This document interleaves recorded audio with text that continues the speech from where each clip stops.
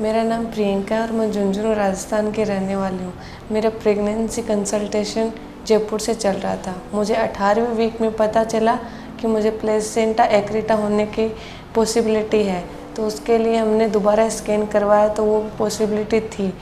उसके बाद में हमने जयपुर में 2-3 डॉक्टरों से कंसल्ट किया तो उन्होंने बताया कि मेरी जो प्लेसेंटा वो यूट्रस में चिपकी हुई है और उसमें हैवी ब्लीडिंग के चांस हैं और बहुत ही कॉम्प्लिकेशन है। उसके बाद में हम यहाँ मेदांता में आके डॉक्टर प्रीति रस्तोगी से मिले, तो मैम से मिलने के बाद में हमें कॉन्फिडेंस आया।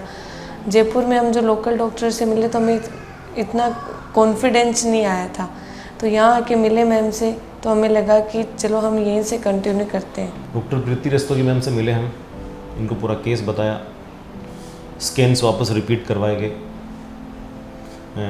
स्कैन्स में MRI तक भी हमने यहाँ पे करवाया था, तो उसमें यही हुआ कि हाँ इसकी पॉसिबिलिटी है और इसको मानते हुए अपना आगे कंटिन्यू करेंगे कि ये प्लेसेंटा एक्रीटा है और इसको मानते हुए आगे आपका इलाज किया जाएगा।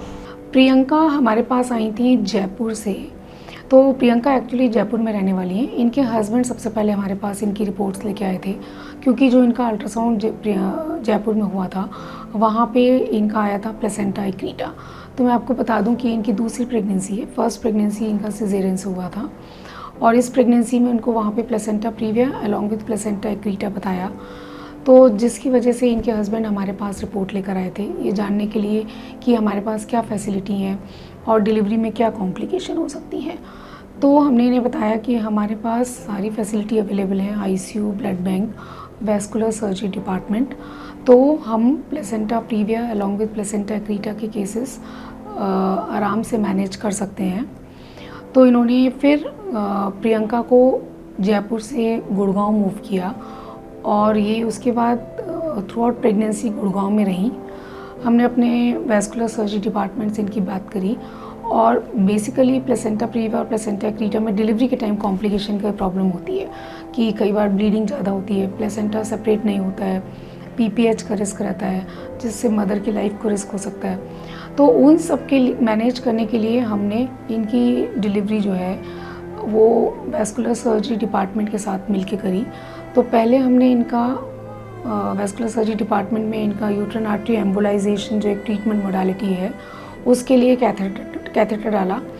उसके बाद फिर हमने इनकी डिलीवरी करी और बेबी आउट होने के बाद वो हमने यूट्राइन आर्टरी जो है इनकी वो एम्बोलाइज कराई, जिसकी वजह से यूट्रस को ब्लड फ्लो बहुत कम हो गया और उसके बाद इनका प्लेसेंटा हम सेपरेट कर पाए। इनकी ब्लीडिंग जो है वो बिल्कुल मिनिमल रही, तो जो पोस्टमार्टम हैमरेज का रिस्क होता है वो नहीं हुआ, जिसकी वजह से हमें इन्हें ज़्यादा ब्लड प्रोडक्ट नहीं देने पड़े और इन्होंने डिलीवरी के बाद बहुत अच्छी प्रोग्रेस करी। तो कॉम्प्लिकेशन को मिनिमाइज़ करने के लिए बहुत ज़रूरी है कि हम टर्शरी केयर सेंटर में ऐसे कॉम्प्लिकेटेड केसेस को मैनेज करें। अभी मैम आपके सामने हैं, बेबी भी स्वस्थ हैं, दोनों स्वस्थ हैं और बढ़िया से रह रहे हैं। Thank you.